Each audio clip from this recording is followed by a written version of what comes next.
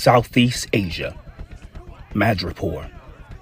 Bishop leaps across rooftops in Madripoor as an armed mob marches through the streets. He drops to the ground and asks a young boy carrying a rifle what's going on. The boy tells him that a mysterious anti-mutant organization called Homines Verendi has offered a hefty sum of money to anyone who kills a mutant tonight. Bishop gives the boy a wad of cash and tells him to go home as Storm summons a thunderstorm over the city. Minutes later, less than a mile away, Bishop and Storm take cover across the street from the docks. They spot the upstart, smoke and fire billowing up from the deck, and wonder if they're walking into a trap. If it is, Bishop, it is a trap I will gladly march into if mutants are being held captive. Storm and Bishop make their way to the upstart. Shinobi, do you copy? There is no answer. With a gust of wind, Storm carries herself and Bishop to the deck of the ship. Bishop opens a hatch and finds several mutant children and Shinobi Shaw, the recently resurrected Black Bishop and son of Sebastian Shaw, hiding inside. Oh, thank God, it's you guys. Wait, how did you handle their power-neutralizing gear? Power-neutralizing gear? They both turn to see Phobos, the militia leader in the power-neutralizing armor they encountered in Siberia, Russia, coming towards them. And with him, a half-dozen Russian soldiers who are each wearing power-neutralizing armor of their own. I suggest you surrender, mutants. Surrender now, unless you intend to fight powerless. Round 1. Storm versus Phobos. Phobos blasts the pair, depowering them both. As if it were a reflexive response, Storm then charges the man while unsheaths the blade. You think I am powerless? Storm stabs Phobos in the eye. He screams in agony. You cannot take my power, Phobos. Storm kicks Phobos in the face, dislodging her blade. And I'll have that blade back. She catches it mid-air. It's vibranium, a gift from my ex-husband. Storm wins. As Bishop lays down cover fire from the deck of the upstart, Storm rushed below to assist Shinobi. Bishop shouts at Shinobi to get the upstart out of Madripoor. And as Shinobi rushes the hobbled ship out of Madripoor Bay, he informs Storm that the boat is too damaged to make it fall. Thank the goddess that we do not need to make it very far at all. Storm reassures as she tends to a bleeding wound on his arm. We have a secret Krakoan gateway on the Marauder. Meanwhile, on the Marauder, Captain Kate backs toward the ship's railing as anti-mutant assassins, the Executioner and Hate-Monger, bear down on her. She then leaps off the side of the Marauder and phases through the hull of the Homines Verendi ship anchored alongside them. Inside the cargo hold, Kate finds dozens of power-neutralizing suits. She phases up to the top deck, where the human cyborg and former white bishop of the Hellfire Club, Donald Pierce, and the dubious anti-mutant billionaire Chen Zhao is waiting for her. Pierce and Zhao claim diplomatic immunity due to Pierce's status as Madripoor's UN ambassador, and they order Kate off the boat. Kate refuses, unsheathes her sword, and says that she's gonna take the ship. She attacks Pierce, knocking the cyborg off his feet, and then punches Zhao in the face. Storm appears on the deck of the Marauder. Kate! Shinobi Shaw and the mutants that were trapped on the upstart are safely aboard the Marauder.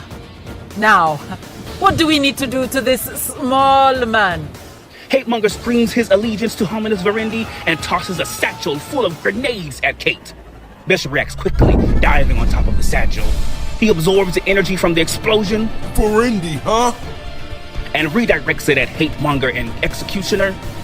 Whoever these Verendi are, I'm getting sick and tired of. Knocking them both off the boat and into the water. Can Pierce swim with those cybernetic limbs? Dark clouds form above her. He said he could, Storm. Round 2. Storm versus Donald Pierce. All right, Pierce. You can A, jump. B, I can throw you. Storm then picks Donald Pierce up with a gust of wind. Release me, you great swording mutant cow! Or there's always option C. You make Storm mad. Storm responds with a lightning charge kick that sends Pierce flying overboard, while Kate tosses Chen Zhao into the bay as well. Storm wins. This is Sage in Krakoan Surveillance and Communication. I just intercepted a text message sent to Captain Kate Pryde from an unknown sender. Catherine Pryde. We met briefly once in Washington, D.C. You likely won't remember me, and I'm afraid I can't tell you my name. But I hope you believe what I'm about to write, because it is true. There were 2 major purchases within the last 2 weeks from the same purchaser that you should be aware of. One was of a substantial amount of the Krakoan drugs. The other was poison. I give you this info in the hope that your people can avert a tragedy that will hurt some already hurting human souls. You should also note that there is an organization called Verendi at play as well. I'll send a second message after this one, with the coordinates of the warehouse where I believe the drugs were shipped to. If you are the woman I think you are, you will try to damnedest to keep sick people from dying for something as stupid as trying to destroy your new nation's economy. Good luck. Later, with their enemies dispatched, the Marauders regroup on the Homines Verendi vessel. Iceman tells them that the refugees have made it through their gateway on the Marauder and, by now, are safe on Krakoa. He also tells them that Bishop and Pyro are securing the Homines Verendi vessel.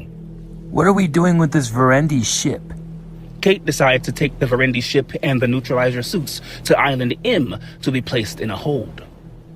Oh, and bring Forge. He should examine the anti-mutant tech. Kate finishes bandaging a wound on her arm. Yes, he should. I believe the Maker will be intimately acquainted with their design. Oh, that's right. Forge invented power dampeners back in the day. Not so long ago, we lived in a vastly different world, Bobby. But do not worry. Forge will fix this. And if he can't? Then I will break every last piece myself. Do not worry. I will sort it. Storm pauses, and again she shares a knowing look with Iceman. You accompany Kate. I don't need a babysitter. Bobby says that he's due to be a guest judge on RuPaul's Drag Race. Well, clearly you have the most responsibility. Very well. Tomorrow I am due to witness our first crucible. An old student of mine has been selected to be the first to be made whole. Then, Kate, you and I have a meeting with the Quiet Council. I will see you there, yes? Kate tells her friends that she will be fine, and remembering that Bishop and Pyro will be with Kate, Storm and Iceman head back to the Marauder. Be well, kitten. May the wind be ever at your back. You, Bishop, and Pyro say, toward Island M. Bobby and I will see you all there in a few days.